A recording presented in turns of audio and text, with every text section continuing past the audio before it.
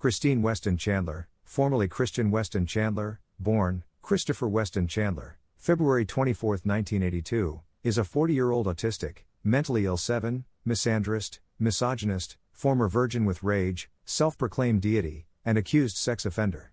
He is commonly referred to by his nickname Chris Chan, by his initials CWC, or simply the gender-neutral Chris.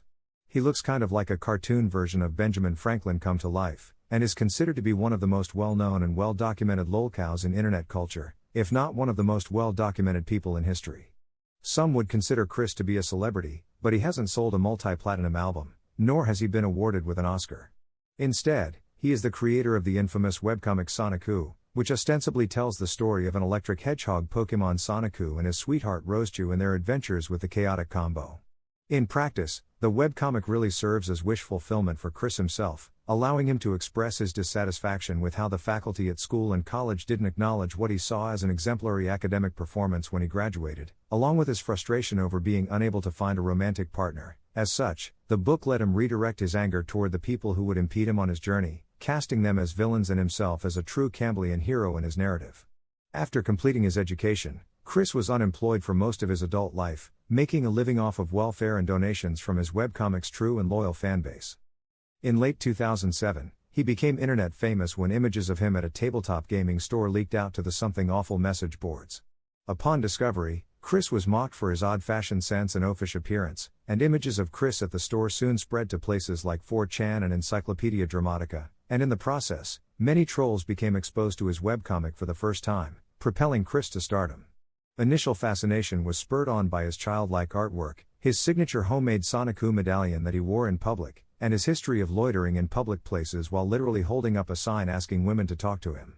His reaction to the ensuing mockery led to a cycle of Chris revealing more disturbing facts about himself and trolls going to greater and greater lengths to uncover more knowledge about this strange individual. Thus, Chris's life began to spiral out of control with the advent of organized trolling, armchair psychological analysis from bewildered onlookers, and some truly bizarre antics from Chandler that continue to this day, which would influence the development of the webcomic whenever Chris got around to updating it. Chris's most notable period of activity on the internet occurred between 2007 and 2010, a period now dubbed the Classic Era by modern Christorians, in which he was repeatedly catfished by trolls pretending to be romantic interests, and he lashed out against archenemy Clyde Cash, the leader of the most notable group of trolls in his life, the Miscreants.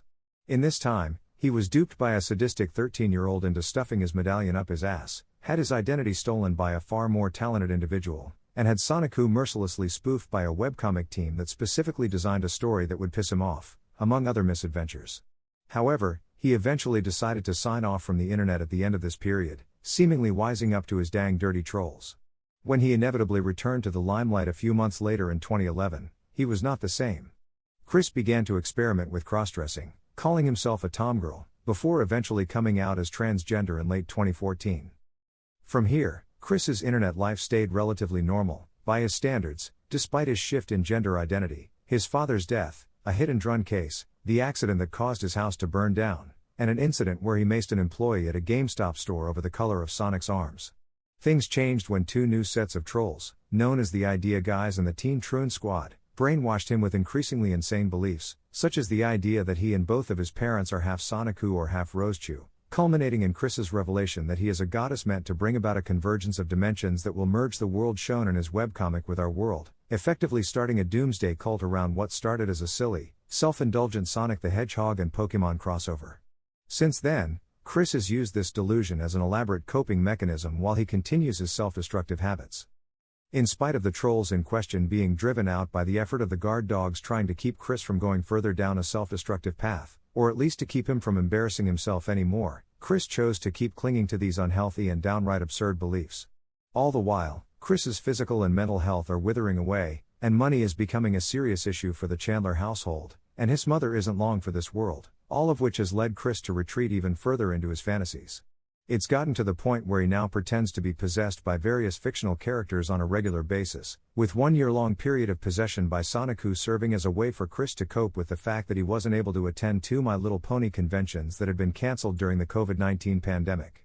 The point of no return was finally reached in 2021, after a recording between Chris and a troll posing as a fan revealed that he had several incestuous encounters with his mother, which has forcibly evicted him from his own home and sent him to jail, which became his most publicized incident in years. Chris is now looking at prison time, and while he awaits a trial, letters from jail illustrate that he's gone even deeper into his own fantasies by believing himself to be Jesus Christ reincarnated. Chris was later transferred to the Western State Hospital mental institution for 3 months before returning to jail. There has never been an internet personality quite like Chris Chan, thanks to the unique circumstances shaping his peculiar behavior and subsequently leading to his prominence online, and there may never be another quite like him. He is truly one of a kind. It is the dedicated mission of this very wiki to chronicle his life in ridiculous detail, and if you want to go down the seemingly bottomless rabbit hole with us, then you should probably start by reading this page. Buckle up, because this is going to be a long ride, and the end is nowhere in sight. Overview. Chris is a timid, autistic, self-identified trans woman with delusional tendencies who has been allowed, by his parents, Barbara Chandler and the deceased Bob Chandler, to eternally live like a child, amassing toys and video games into a single room in his parents' house. Even into his 40s, Chris remains so comfortable in his protected existence that he refuses to conform to societal norms. He has regularly demonstrated trouble displaying acceptable public behavior, recognizing when he needs to use the washroom, and using his time to contribute to society in any meaningful way. Although the public school system forced Chris to face reality, graduation has allowed him to stay indoors and avoid taking part in typical civilian activities, opting instead to stick to the comfort of living at home and subsisting off of taxpayer dollars. Due to this avoidance of the outside world, Chris hasn't held a steady job since 2001, commissions and multi-level marketing aside, and he hasn't been employed for more than a few months in his whole life. It is likely Chris will never get a job again, thanks to Patreon, the tugboat, the begging generous donations, and the fact he has flat out said his autism prevents him from getting a job, in spite of there being many social services available to help people with disabilities find work. Chris has had shockingly few meaningful relationships with people in a social setting outside of his parents, although he does manage to make friends with people who share his interests in nerd and LGBT culture. 9. Chris is completely obsessed with his OC and the associated comic, to the point that he has handcrafted several medallions in Sonic Who's shape. Between February 2004 and March 2010, Chris was rarely seen or photographed without one of these totems, even wearing them in his driver's license photo and to his college graduation. The medallion disappeared for a time, but returned in September 2010. At the same time, he is absolutely convinced that everyone wants to learn about Sonic Who, and that the only reason Nintendo, Sega, and Sony haven't approached him about making Sonic Who games is that they're either tough negotiators, or that his chances are being ruined by trolls working for them. For a while, Chris had been upkeeping an eBay shop where he would make and sell these medallions, including Sonic Who, Rosechew, Blake, and even custom character options. These were sold for $30 apiece. After the eBay shop became a mild success, he moved to Etsy. However, his laziness got the best of him and he lost the shop after 9 months in business, due to failing to fulfill orders. Chris used to absolutely hate gay men, and communicated this with such intensity that observers were easily convinced he was simply terrified of becoming gay himself. He cannot bear to look at another man's penis, and he stared at a Sailor Moon poster to keep himself straight. 10. Chris's words do not always align with his actions. Throughout his early internet history, he appeared to be deeply insecure about his gender and sexuality. Even prior to his gender transition, he has swallowed his own semen, worn a bra, and only reined in his tendency to proudly cross-dress because his elderly mother intensely disapproved. While these actions do not indicate homosexuality outright, they do question the validity of Chris's own judgments on his sexual orientation. Surprisingly, however, his homophobia seemed to have little basis in his religious beliefs, as he had not noticed Leviticus 18:22, which condemns homosexuality, until he saw it on a 2009 episode of Family Guy. 11. However, his homophobia didn't extend to lesbians, whom he partially encourages and is even aroused by. Over time, Chris dropped his homophobic tendencies, apologized in 2015 and supports what he calls the SLGBTQ spectrum. In 2018, the idea guys brainwashed Chris into identifying as bisexual. His adult life has been largely defined by his goals of developing Sonic Who into a hit media franchise to find financial success, or at least get his debts under control, his love quest to obtain a boyfriend-free, 18 his current age-year-old, caring, smoke-free, non-alcoholic white girl to make into a sweetheart from the ground up, and, beginning from 2011, his gender identity as a tomgirl and later a lesbian trans woman. Later, Chris developed a messiah complex, believing himself to be a reincarnation of Jesus Christ that is destined to facilitate a dimensional merge between fiction and reality. Aliases. Christian Weston Chandler has a wide array of names he has given himself.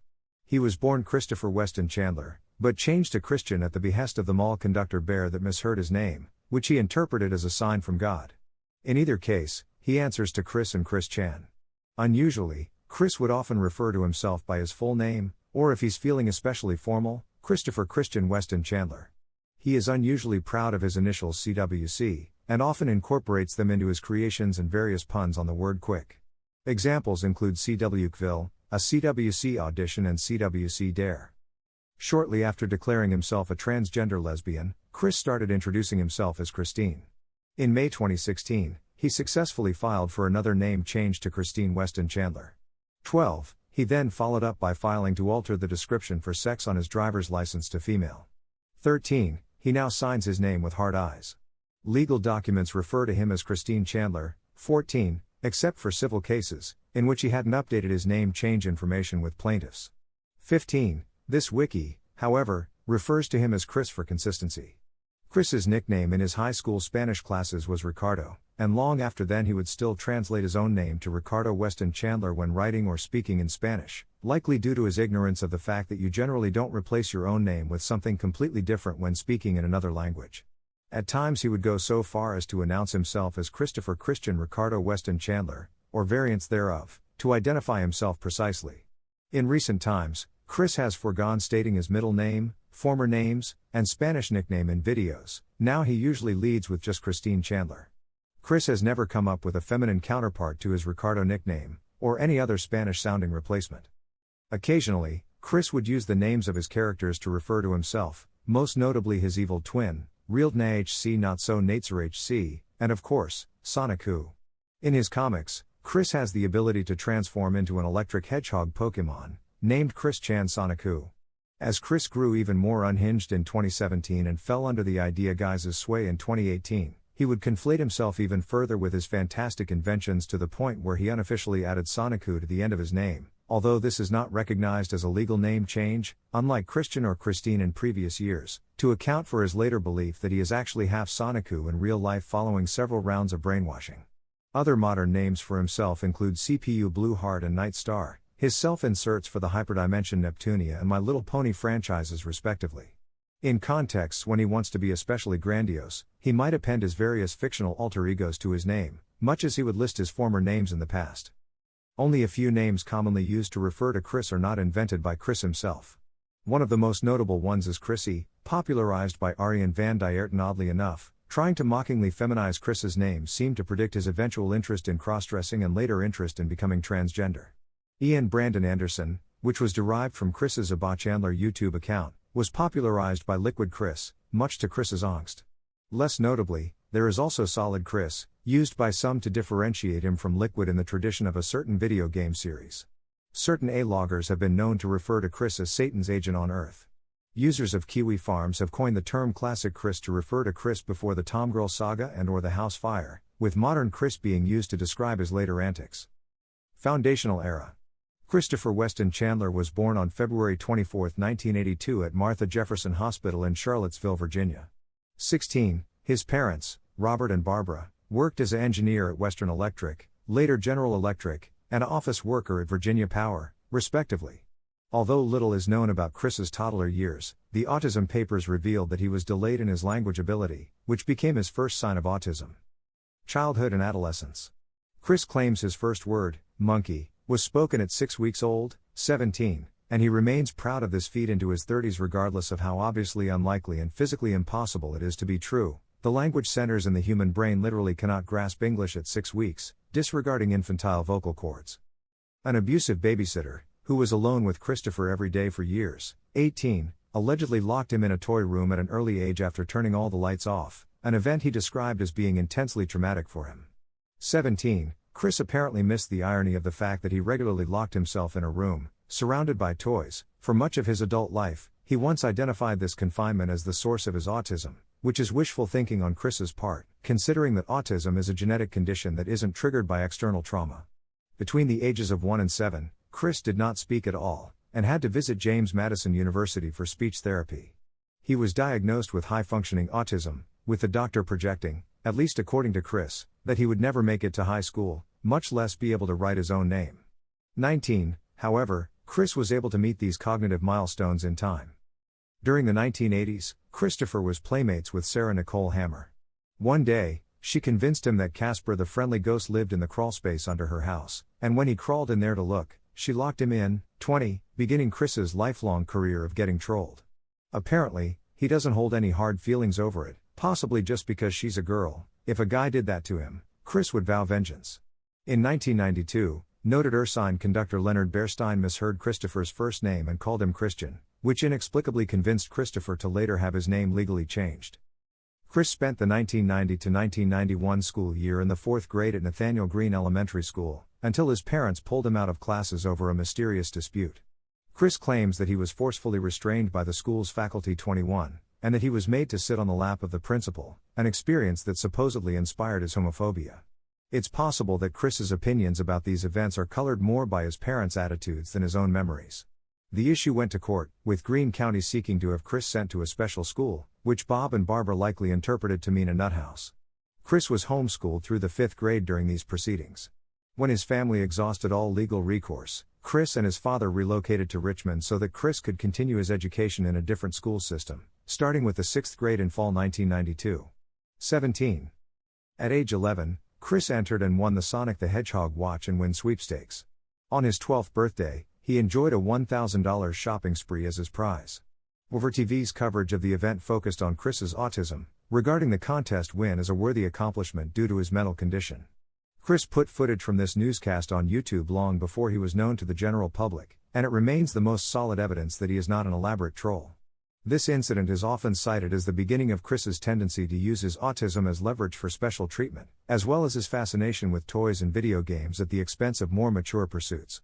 It has also led Chris to constantly enter contests in hopes of winning big, or else becoming infuriated and belligerent to the winners when he loses.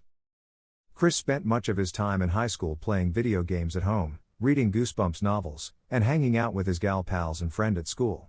It was at this time that he first put his creative talents to use, with the inventions of Bionic the Hedgehog and Sonic Who, the latter of which was created for a class project simply because he couldn't use copyrighted characters. 22. The irony that Chris's own solution to that problem was to merge two copyrighted characters into a new character is somehow still lost on him. Even to this day, after inventing his magnum opus with the character of Sonic Who, Chris began to incorporate his original character into everything that he could, although his passion for his character wouldn't truly surface until college. Chris claims to have been on the honor roll, and during this time acquired the true source of his powers, his amethyst ring. Because the art award he wanted was given to someone else, Chris became despondent and stormed out crying during his high school graduation. He honestly thought he deserved the award more than anyone else because he worked on it so hard despite his autism, ignoring the likelihood that the artistic achievements of his peers were simply better. Another reason for his sorrow was his fear that he might soon have to grow up and start acting like an adult, a phase of his life that his parents had not properly prepared him for. 23. Evidently, this fear was unfounded. Since leaving high school in the happiest years of his life, Chris has been unwilling and unable to progress in any other aspect of his life, and has unfortunately even regressed in several key areas as he gets older. He remains trapped in a childish, year 2000 time stasis, as he believes that whatever he was doing at the time was what helped him attract female companions. That his high school gal pals have moved on and married real adult men with careers is of little consequence to him. Chris still pines for better days in spite of his current belief system hypothetically leaving him in a better place than he ever was in high school. As you might imagine, this is precisely because things didn't get much better for Chris after finishing school. Adult Chronicles. Chris's entry into Piedmont, Virginia Community College probably eased his inability to cope with life after high school. He took courses in computer-aided drafting and design and began spending more time on Sonic Who, launching a newsletter and circulating it on the PVCC campus. Over time, he began losing touch with his gal pals from high school, and he presumably found the junior college crowd less willing to humor him and his personal idiosyncrasies. By his own admission, his social life at PVCC was lacking when compared to his high school years. 24-25, Chris says he decided he needed a sweetheart in February 2003.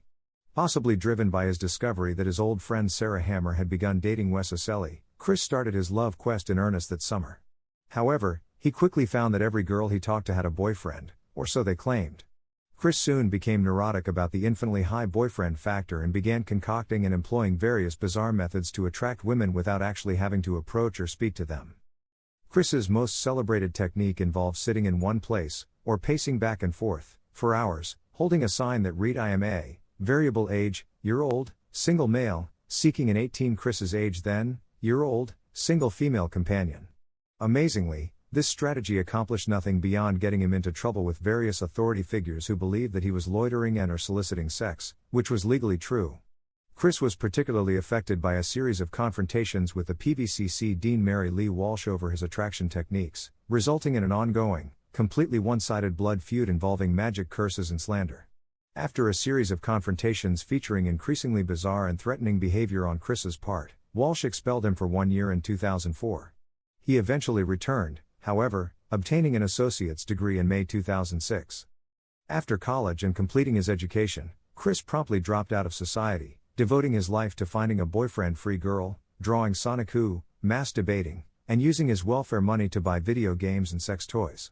He would not make any serious attempts to seek out a career from graduation onward, in spite of attaining a degree that could probably net him a decent paying, and relatively undemanding, career that would likely grant him more opportunities than sitting at home playing video games ever could.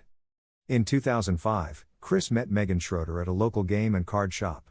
A social outcast like himself, Megan proved unusual in that she was willing to talk to Chris for more than 5 minutes. The two quickly became close friends, although Megan claimed to have recently endured a bad breakup and refused to entertain Chris's obvious romantic interest. Chris, seemingly basing his stance on studying women in porn and anime, believed that the key to turning Megan's platonic feelings romantic was to make inappropriate advances toward her until she had to tell him to stop touching her, a habit that got so bad that Megan later equated it to sexual harassment.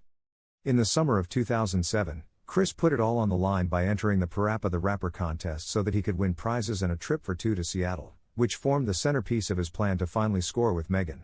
The contest ended in disaster for Chris, as he lost to the dreaded Adam Stackhouse and subsequently learned that Megan wouldn't have gone with him on the trip even if he had won. It was during the love quest that Chris was inspired to launch Sonic-Who, a comic book series featuring his electric hedgehog Pokemon. Ostensibly, the comic was intended to focus on the life and times of Chris's unbelievably original character, but by halfway through the first issue, the focus of the story had become Chris and his myriad of romantic misadventures. Little would Chris know, however, that his life was about to permanently change as a result writing and drawing of his magnum opus. Classic era. Chris's rare talent, and by talent we mean pathology, was discovered when someone posted an anonymous picture of Sonic-Who on 4chan. It only took a quick Google search of Chris's name to discover the picture's author. He was also discovered on October 26, 2007 by the website Something Awful, when a user derailed an unrelated conversation and wrote their personal account of Chris. A thread on Chris and Sonic-Who was created the next day.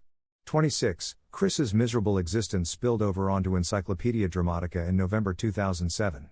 His life hasn't been the same since then, and shockingly enough, Chris himself shoulders some of the blame for why that is. Upon learning of the Chris Chan article on ed, Chris released a single YouTube video attempting to diplomatically convince the site to remove the page. Failing in this, he then spent the next several months vandalizing the article in the vain hope of overwhelming his enemies. This catastrophically backfired as Chris, in an attempt to prove himself as lurid as the trolls, revealed a great deal of embarrassing information, most notably a portrait of himself finger-banging Megan that ruined his most important relationship at the time, giving the trolls justification to continue their war against Chris in the process. By the spring of 2008, Chris would be banned from both his favorite hangout, temporarily, but he was banned permanently in August 2008, and his parents' church for reasons at least partially related to information brought to light by the ed article.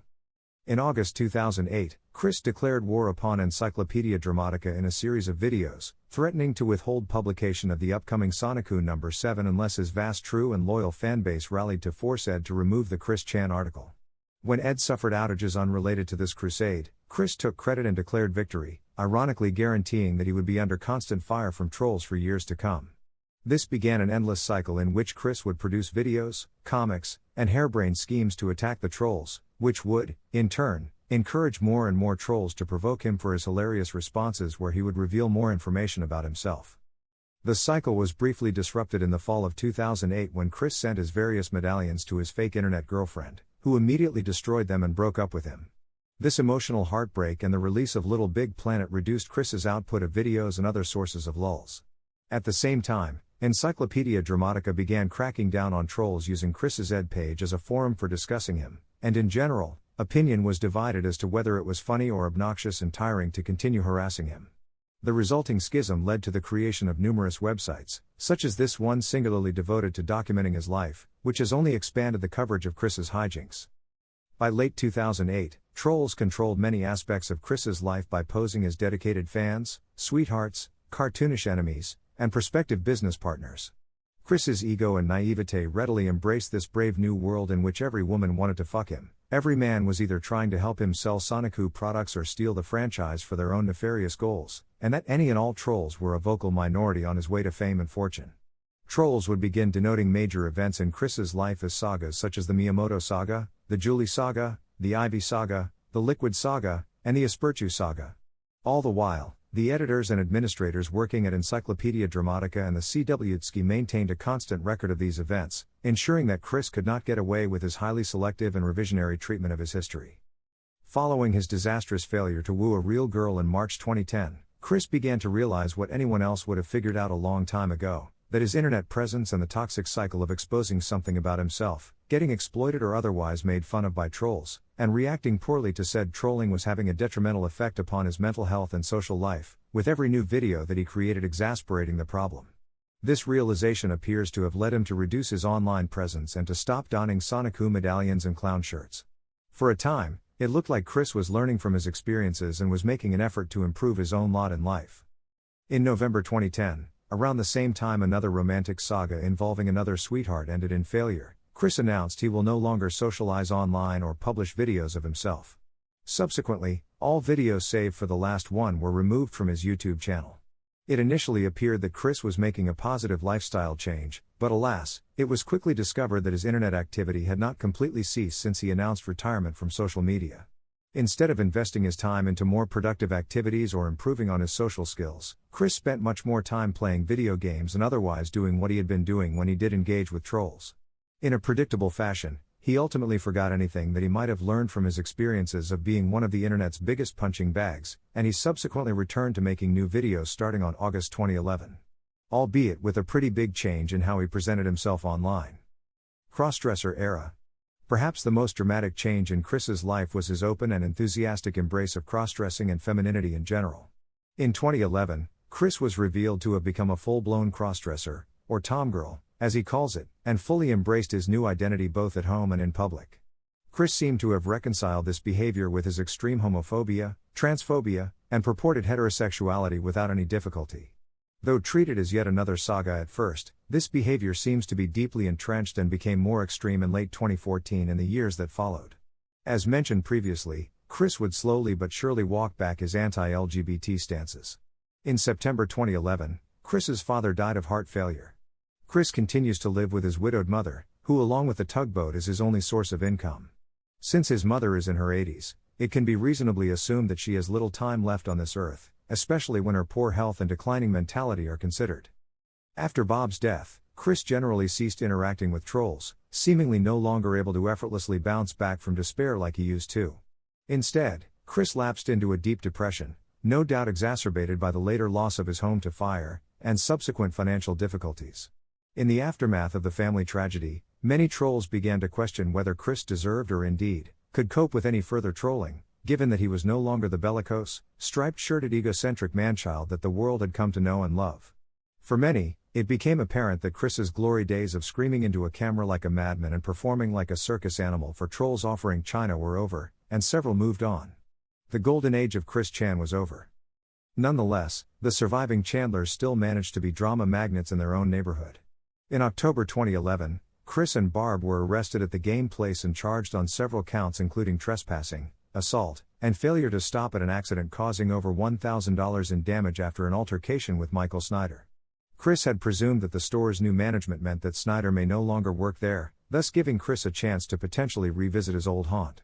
When this proved to not be the case, both Chandlers hit Snyder with a car. The trespassing and assault charges against Chris were dropped, but both still face felony trials for the failure to stop, and Barb for assaulting a police officer. Much of the money that Bob left behind was used to pay for legal expenses. While awaiting trial, Chris was worried that he may die a virgin if he were to go to prison, and so looked for ways to have at least one sexual encounter before a worst-case scenario could come to pass. April 2012, Chris declared that he finally lost his virginity. This was later confirmed to be true. At the hands of a prostitute. Chris reneged on the true love part of his love quest and skipped straight to the point, which seemed to satisfy him in the short run but otherwise wasn't a life-changing experience for him. 2012 was otherwise uneventful, probably because Chris was in trouble with the law and spent less time online than usual. 2013 saw Chris's online presence more or less confined to ranting on Facebook and Twitter, as well as making himself a pariah to people in real life through his actions.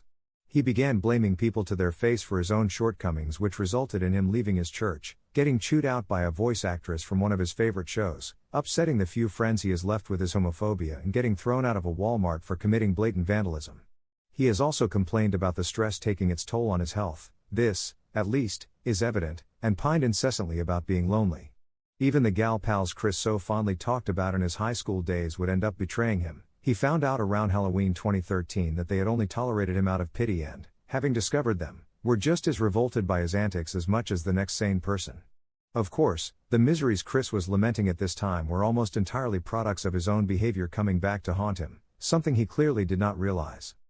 The year 2013 also saw the rise of quite a few new white knights as well, including actual friends he met in real life, all of whom tried to offer constructive advice to Chris, although their advice was unwelcome information and thus totally ignored, as tradition dictates. This year of Chris's life seemed to have been most characterized by his flagrant disrespect of people, things and ideas around him, resulting in his exile and loneliness, which he idiotically, but predictably, did not connect with his appalling behavior. At first, it seemed that 2014 would just be business as usual. That is, until January 10, when an extension cord leading from the bathroom to a coffee maker in the hallway, which was placed in such a location due to the nature of Barb's compulsive hoarding habits, and had become frayed due to the constant closing of the door, sparked and set the house on fire. 27. While no human was seriously harmed, one of the Chandler cats died in the fire. The resulting damages forced Chris and his mother to temporarily move out and trash a different house. Some of the Chandler possessions were destroyed in the fire, including most of Bob's huge record collection.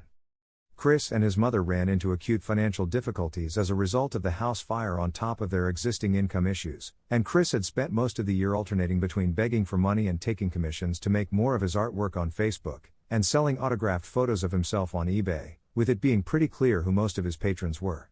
Despite the severity of the Chandler family's financial issues, Chris chose to blow literally thousands of dollars on children's toys instead of working to resolve his debts. Naturally, his art and photographs are only really of any value to fans, who purchase these items as a means to keep a roof over Chris's head. In July, Chris was catfished once more by a new sweetheart named Catherine after meeting her through OkCupid. She met up with him in Ruckersville and surreptitiously recorded his conversations.